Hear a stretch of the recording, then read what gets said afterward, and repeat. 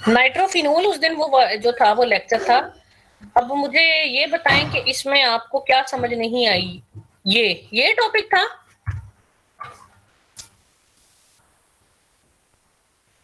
वो जो बच्चे बेटा जो आप NH2 और हाइड्रोक्सिल की बात कर रहे थे, मेरा ख्याल है वो आप इस वाले का इसका कह रहे थे ना, ये वाला। ऐसा ही है ना? मैंने नोट्स देखे, मुझे अब समझ आ गई है। जी मैम, मुझे समझ आ गई है वो वाला टॉपिक। वो रेजोनेंस में मैं देख रही थी वो, क्योंकि हाँ डिफरेंट होता है ना रेजोनेंस का और इंडक्टिव का। देखो, जरूरी नहीं होता कि एक सब्स्टिट्यूएंट का जो रेजोनेंस इफेक्ट जो होगा वही इंडक्टिव इफेक्ट होगा। लाइक फॉर एग्जांपल बहुत सारे सब्स्टिट्यूएंट है, जैसे NH2 है, हाइड्रोक्सिल है, इनका मीजोमेरिक इफेक्ट तो पॉजिटिव है, लेकिन इनका इंडक्टिव इफेक्ट जो है वो चूंकि इलेक्ट्रोनेगेटिविटी पे और कार्बन और उसके इलेक्ट्रोनेगेटिविटी पे बेस कर रहा होता है, तो वो जो है वो नेगेटिव है। यानी कि जैसे नाइट्रो है, अब उसका इंडक्टिव इफेक्ट भी नेगेटिव है और उसका मीजोमेरिक इफेक्ट भी नेगेटिव है। लेकिन जरूरी नहीं होता कि अगर किसी सब्स्टिट्यूएंट का कोई एक इफेक्ट नेगेटिव है तो यानी कि नेगेटिव मीजोमेरिक इफेक्ट है तो इंडक्टिव भी नेगेटिव हो, और डिफरेंट हो सकता है ना। तो शायद वो चीज आपको कंफ्यूज कर रही। यस मैम, वो कैप्सूल का तो इंडक्टिव इफेक्ट उसका नेगेटिव है और जो रेजोनेंस इफेक्ट है ना उसका वो पॉजिटिव है। हाँ, आप जरा मुझे ना, आपकी आवाज काफी आहिस्ता थी, मैं जरा पता नहीं मेरे स्पीकर की आवाज आहिस्ता या आप, ये तो फुल है। क्या कह रहे थे आप? हाँ हाँ मैं यही कह रही थी ना कि जो हाइड्रोक्सिल ग्रुप है, अगर उसका इंडक्टिव इफेक्ट देखा जाए तो वो इलेक्ट्रॉन विथड्रॉइंग है, और अगर उसका रेजोनेंस इफेक्ट देखा जाए तो वो इलेक्ट्रॉन डोनेटिंग है। बिल्कुल ऐसा ही है, बिल्कुल ऐसा ही है। बस यही मैम कंफ्यूजन थी। वो मैं रेजोनेंस की टेबल में देख रही थी तो इस वजह से मुझे कंफ्यूजन। अच्छा ठीक हो गया, पहले पढ़ा हुआ था इंडक्टिव का। ठीक हो गया। अच्छा, अब ये जो बच्चे कह रहे थे ये वाला सब्जेक्ट, ये वाला टॉपिक समझ नहीं आया। हाँ, तो जिनको समझ नहीं आया वो किधर है? Yes ma'am. इधर तो नहीं है यार मेरे पास, तो मैं आपको दिखाती हूँ, आपको मेरी स्क्रीन तो नजर आ ही रही होगी। तो बेंजोइक एसिड के ऊपर जो सब्स्टिट्यूएंट हैं वो दो तरह के हो सकते हैं, इलेक्ट्रॉन डोनेटिंग और इलेक्ट्रॉन विदड्राइंग। वो तो सारा इफेक्ट हमने पीछे पढ़ लिया कि इलेक्ट्रॉन डोनेटिंग में मैं रेजोनेंस इफेक्ट की बात कर रही हूँ, ठीक है, उनका क्या होगा या विदड्राइंग किस तरह से होगा। अब बेंजोइक एसिड के ऊपर अगर कोई सब्स्टिट्यूएंट मौजूद है तो वो किस पोजीशन पर मतलब अटैच है? वो ऑर्थो पर अटैच है, वो मेटा पर अटैच है, या वो पैरा पर अटैच है? तो वो क्या वो तीनों पोजीशन पर रहते हुए एसिडिक स्ट्रेंथ को एक जितना ही अफेक्ट करेगा? यानी तो इसका जवाब है नहीं। Depending upon the position of the substituent attached on the ring will affect the acidic strength in different ways, ठीक है। अगर वो ऑर्थो पर अटैच है तो उसका और बिहेवियर होगा, मेटा पर होगा तो और होगा, या पैरा पर होगा तो वो और होगा। मेनली हम दो इफेक्ट को देख रहे होते हैं, एक है इंडक्टिव इफेक्ट और एक यानी जो अब हम डिस्कस कर रहे हैं इस वक्त, और दूसरा है रेजोनेंस इफेक्ट। ऑर्थो के केस सब्स्टिट्यूएंट ऑर्थो पे होता है तो उस केस में ऑर्थो इफेक्ट भी आ जाता है, या अगर कोई इस तरह की हाइड्रोजन बॉन्डिंग वाला सीन आ जाता है। अदरवाइज मेनली जो मेटा या पैरा पोजीशन पर कोई सब्स्टिट्यूएंट है, दो इफेक्ट देख रहे होते हैं, उसमें वो एक्टिव इफेक्ट है, ठीक है। उसको मैंने समझाया। फॉर एग्जाम्पल ये सब्स्टिट्यूएंट है ए और बी, यानी ए डबल बॉन्ड बी एक सब्स्टिट्यूएंट और ये एक क्या सब्स्टिट्यूएंट, फॉर यूं समझ लो कि ये डबल बॉन्ड है। ये विदड्रॉइंग, इसका रेजोनेटिंग इफेक्ट विदड्रॉइंग है, टी को किस तरह इफेक्ट करेगा? अगर ये पोजीशन पर होगा केस में, या वो मेटा पोजीशन पर होगा, या वो ऑर्थो पोजीशन पर होगा।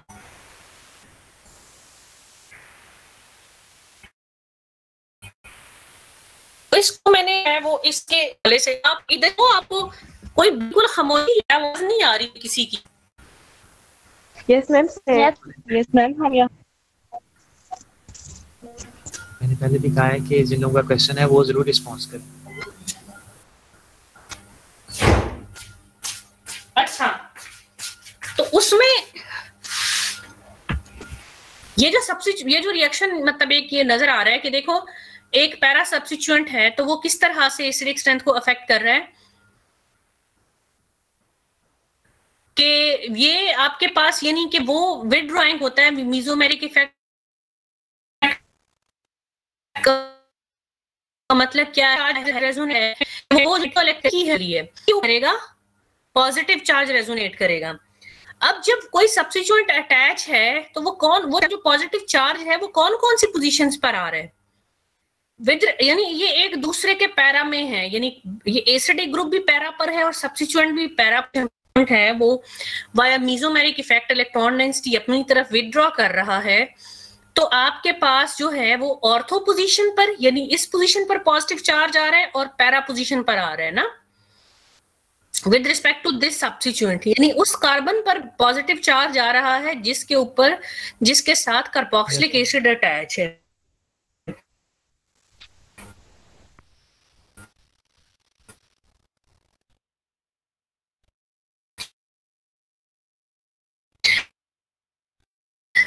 अगर ये सब्स्टिट्यूएंट आप पॉजिटिव चार्ज है वो कहाँ आता है, तो में पैरा का जो है पैरा, अगर ortho position negative mesomeric effect show कर रहा है, ये जो कार्बोक्सिलिक एसिड है वो उस कार्बन उसके साथ आ रहा है जो इलेक्ट्रॉन डेफिशिएंट है। लेकिन अगर यही कार्बोक्सिलिक एसिड की पोजीशन हम मेटा को देखें तो अगर ये ग्रुप जब नेगेटिव मीजोमेरिक इफेक्ट शो करेगा तो मेटा के ऊपर कोई पॉजिटिव चार्ज नहीं आ रहा, यानी वाया रेजोनेंस या मीजोमेरिक इफेक्ट अगर ये benzoic acid with respect to this substituent ortho या पैरा पोजीशन पर तो वो डायरेक्टली हिट हो रहा है इसके या अफेक्ट हो रहा है उसके नेगेटिव पोजीशन पर होगा तो वो डाई हुआ। ठीक है, समझ आ रही है ma'am? Carboxylic acid Meta position पे होगा तो यस मैम पर होगा ए बी के, देखो हाँ, लेकिन यार ये जो आपका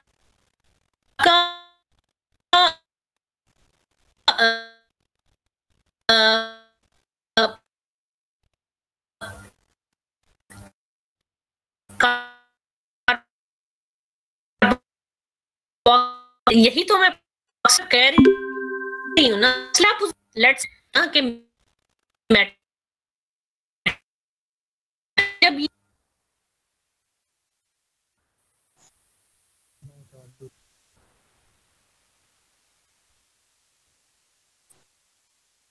यहाँ पर तो नहीं आएगा ना, तो उस पे मैम इंडक्टिव जो चार्ज है वीक हेल्प करेगा या उसके आयनाइजेशन को रोकेगा?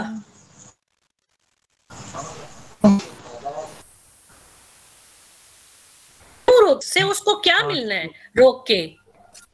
मैम हेल्प करेगा क्योंकि वो पॉजिटिव चार्ज है ना मैम, वो जब हाइड्रोजन रिमूव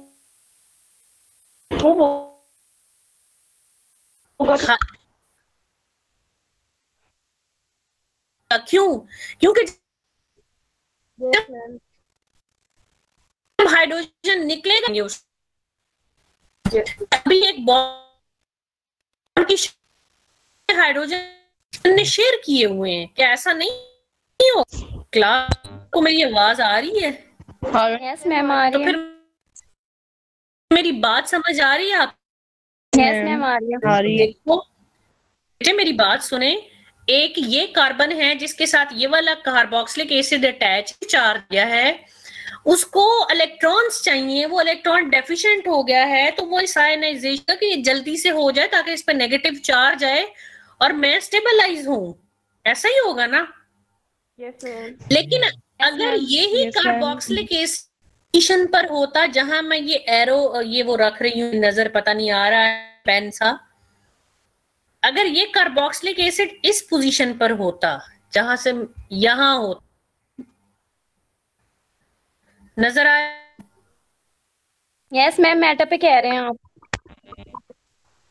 एग्जैक्टली तो यहाँ पे तो ये पॉजिटिव चार्ज नहीं आ रहा ना। जी जी, यस मैम। ठीक है, यहाँ पे तो ये पॉजिटिव चार्ज नहीं आ रहा, तो मुझे बताओ ये कार्बोक्सिलिक एसिड यानी यहाँ पे नहीं आएगा, फिर वो इधर आएगा पॉजिटिव चार्ज, और फिर भी तो इधर ही आएगा ना। तो अब मुझे बताओ कि कार्बोक्सिलिक अगर मेटा पर होगा तो इसकी आयनाइजेशन आसान होगी, या ऑर्थो या पैरा पर होगी तो आसान होगी? पैरा पे आसान होगी, ऑर्थो या पैरा पर।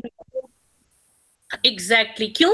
क्योंकि इस इलेक्ट्रॉन विड्रॉइंग ग्रुप की वजह से ऑर्थो और पैरा वाले कार्बन पर पॉजिटिव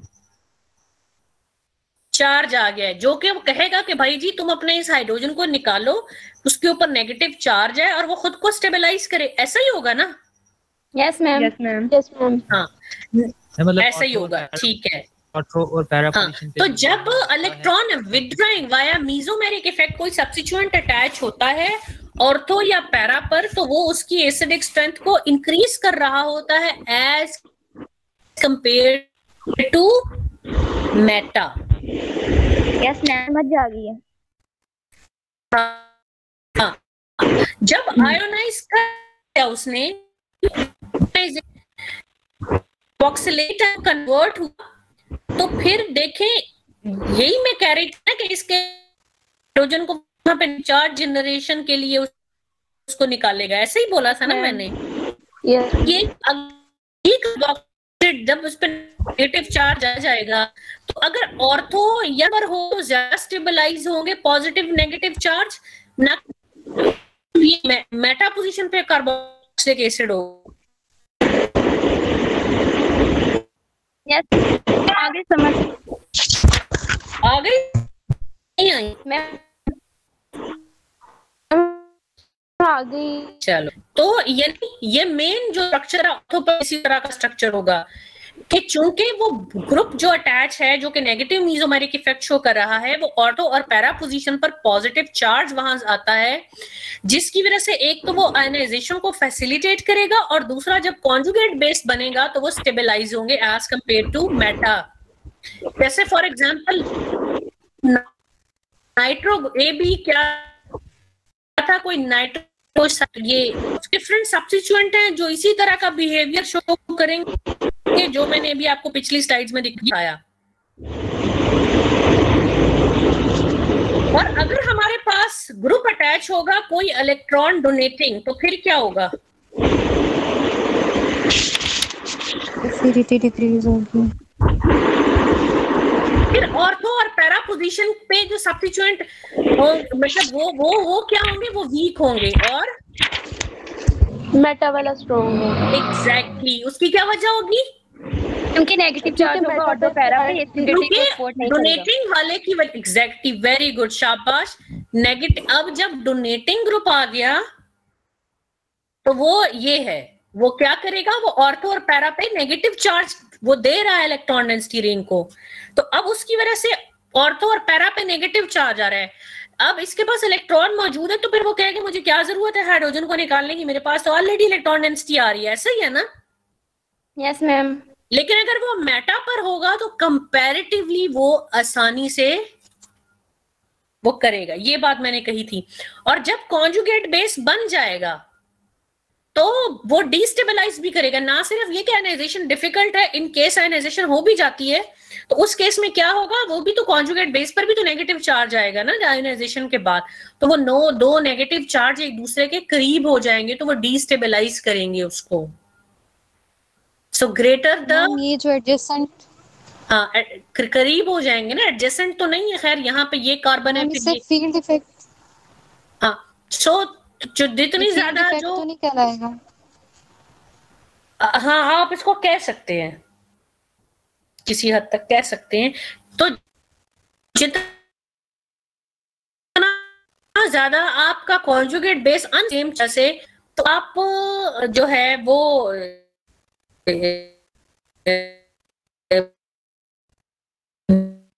मतलब समझ आ गई है आपको इस बात की मेरी? मैम अच्छा, इसके मैम एक स्ट्रॉन्ग बेस, उसका जो भी एसिड वीक होगा। हाँ बिल्कुल ऐसा ही है। कॉन्जुगेट वीक होने का मतलब वो स्टेबल होगा। बिल्कुल ऐसा अगर है तो लोअर एनर्जी। हाँ मैम आपने डायग्राम उसमें जो वो low energy acid higher energy. Yes ma'am. ठीक है, खोल लूं। मतलब उसकी एनर्जी इसमें उन्होंने लिखा है, लेकिन इसको ऐसे फैक्टर्स होते हैं जैसे जिसमें सॉल्वेशन आ जाता है और के उसको स्टेबलाइज कर देते हैं। लेकिन अगर आप उन सारे फैक्टर्स को बीच में से समझ रहे हो ना मेरी बात को, कि वो स्टेबलाइजेशन के रिजल्ट में उसकी एनर्जी को लो कर देते हैं ना। हेलो, आपको मेरी आवाज आ रही है? कि इन एक्चुअल उसकी एनर्जी तो हाई होगी, लेकिन बहुत सारे फैक्टर होंगे उसमें, जैसे कि सोल्वेशन है या आपका इंडक्टिव, उन फैक्टर्स की वजह से उसको स्टेबलाइज किया जाता है और उनकी एनर्जी को लो किया जाता है। सही है मैम। पर जिस चीज की जो चीज स्टेबल होती है उसकी तो एनर्जी भी तो कम ही होती है। देखो, लेकिन वो तो स्टेबल क्यों हो रहा है? कुछ फैक्टर्स की वजह से वो स्टेबल हो रहा है ना। Yes ma'am. मैम लेकिन जब वो स्टेबल हो गया तो अल्टीमेटली उसकी एनर्जी तो कम ही हो जाएगी ना, सारे फैक्टर्स को कम मिला ही के। होगी। लेकिन वो, ये बात वैसे ठीक है, आपकी बात ठीक है, लेकिन वो पेरेंट तो न्यूट्रल फॉर्म में था ना, इसलिए वो लोअर एनर्जी पर है। वो हायर एनर्जी पर इसलिए गया कि वो चार्ज फॉर्म में आ गया ना। लेकिन कुछ बहुत सारे उसमें फैक्टर्स होंगे जो कि उसको स्टेबलाइज करेंगे और उसको उसकी एनर्जी को लो करेंगे।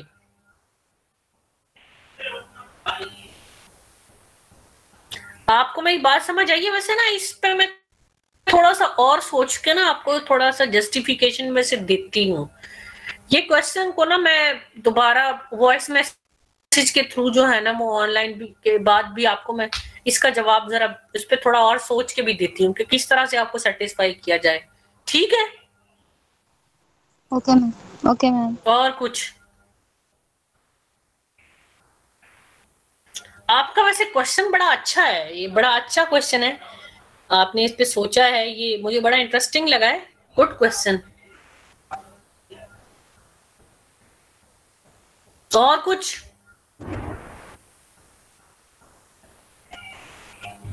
Ma'am I have a question.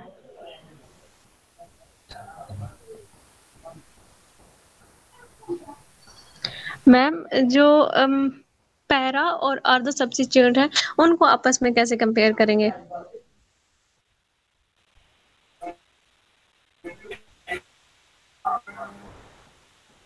बेटे जो है ना वो तो डिपेंड करेगा, मतलब थोड़ा सा ना उसके लिए मैं आपको बहुत ज्यादा एग्जैक्ट ट्रेंड तो नहीं बताऊंगी, लेकिन यूजुअली ये होता है कि ऑर्थो इफेक्ट की वजह से जो है ना, वो ऑर्थो वाला जो है ना वो कंपैरेटिवली ज्यादा वो होता है। समझ रहे हो ना मेरी बात को? हेलो, आपको आप ये ऑर्थो मैम उनने कुछ ऑर्थो और केसेस में पैरा एसिड्स का पूछ रहे हो ना, पैरा सब्स्टिट्यूटेड का पूछ रहे हो? जी मैम। हाँ, तो मैं आपको कुछ एग्जांपल्स दिखाती हूँ, ये देखो। अब वो डिपेंड करेगा कि वो जो है वो सब्स्टिट्यूएंट ऑर्थो वो यानी इलेक्ट्रॉन डोनेटिंग है या वो विदड्रॉइंग है। ठीक है? अब फॉर एग्जांपल इसके ऑर्थो को देखो, इसकी एसिडिक स्ट्रेंथ ज्यादा है और इसकी पैरा की एसिडिक स्ट्रेंथ जो है वो कम है। ऐसा ही है ना? अब उसकी दो रीजंस थी कि नाइट्रो का नेगेटिव इंडक्टिव इफेक्ट था और नेगेटिव मीजोमेरिक इफेक्ट था। और वो कम होने की वजह से यहाँ पे नेगेटिव वो इंडक्टिव इफेक्ट भी स्ट्रॉन्गर था। ठीक है? और मीजोमेरिक इफेक्ट तो दोनों में सेम होगा। जितना मीजोमेरिक इफेक्ट है उतना मीजोमेरिक इफेक्ट है, लेकिन यहाँ पे एक वजह और नेगेटिव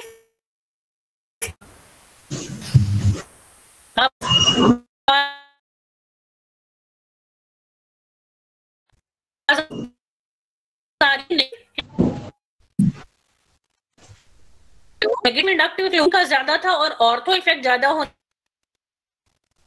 की वजह से इसे के मुकाबले में इसी तरह डोमेन केस में यूजुअली जो है वो ऑर्थो की ज्यादा है।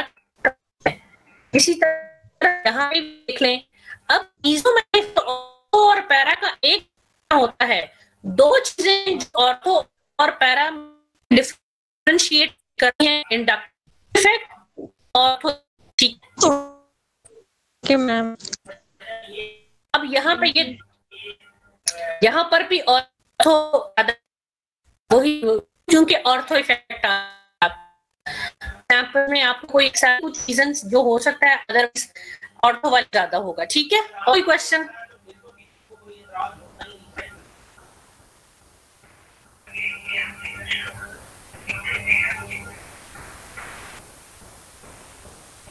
बेटे अगर कोई क्वेश्चन नहीं है तो फिर मैं मीटिंग एंड कर दूं आप लोगों की। मैम हमारा इस चैप्टर का टेस्ट होगा? टेस्ट मैं सोच रही हूँ एमसीक्यूज टाइप कोई टेस्ट ले लूं 1-2 हफ्तों तक।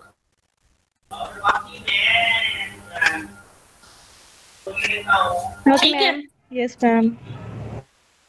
तो ठीक है, अगर इसके अलावा भी आप लोगों को लगता है कि आप क्वेश्चन है जो आप पूछ नहीं सके तो आप इंडिविजुअल करके मेरे से पूछ सकते हैं।